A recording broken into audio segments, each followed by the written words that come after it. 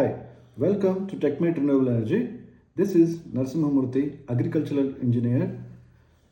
I have been working in this industry for 16 years.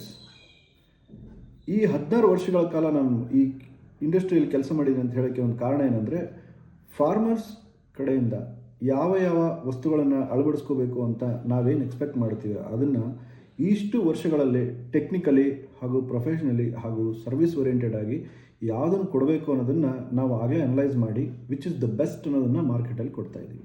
ಈಗ ರೈತರಿಗೆ ಇದರಲ್ಲಿ ನಾನು ಅನೌನ್ಸ್ ಮಾಡ್ತಿರೋದು ಏನಂದರೆ, ಈಗ ಸಬ್ಸಿಡಿ ಸ್ಟಾರ್ಟ್ ಆಗಿದೆ. ಸಬ್ಸಿಡಿ ಸ್ಟಾರ್ಟ್ ಆದ ನಂತರ ಸ್ವಲ್ಪ ಜನ ಅದಕ್ಕೆ ಎಲಿಜಿಬಲ್ ಆಗ್ತಾರೆ, ಕೆಲವೊಬ್ಬರು ಜನ ಎಲಿಜಿಬಲ್ ಆಗಲ್ಲ.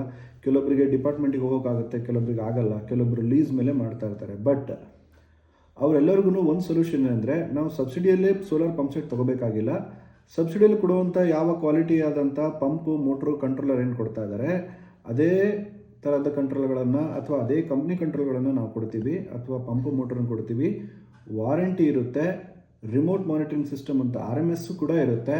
ಓನ್ಲಿ ಪ್ಯಾನಲ್ಸ್ ಮಾತ್ರ DCR ಆ್ಯಂಡ್ ನಾನ್ DCR ಅಂತ ಅದು ಬದಲಾಗುತ್ತೆ. ಬಟ್ ನಾನ್ DCRಲ್ಲೂ ಕೂಡ ಹೈಯೆಸ್ಟ್ ಟೆಕ್ನಾಲಜಿ ಏನಿದೆ ಅದು ಇಲ್ಲಿ ನಾವು ಆ ಥರದ ಪ್ಯಾನಲ್ಗಳನ್ನೆಲ್ಲ ಕೊಡ್ತೀವಿ.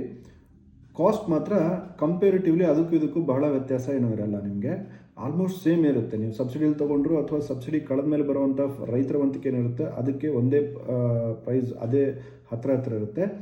ಸೊ ಪ್ರೈಸ್ ಬಗ್ಗೆ ನೀವಾಗಿ ಯೋಚನೆ ಮಾಡೋದಕ್ಕಿಂತ ಅಥವಾ ಇಲ್ಲಿ ಅನೌನ್ಸ್ ಮಾಡೋಕ್ಕಿಂತ ಬಯೋದಲ್ಲಿ ಬರ್ತಿದ್ದೀನಿ, ಕಾಂಟ್ಯಾಕ್ಟ್ ಮಾಡಿ.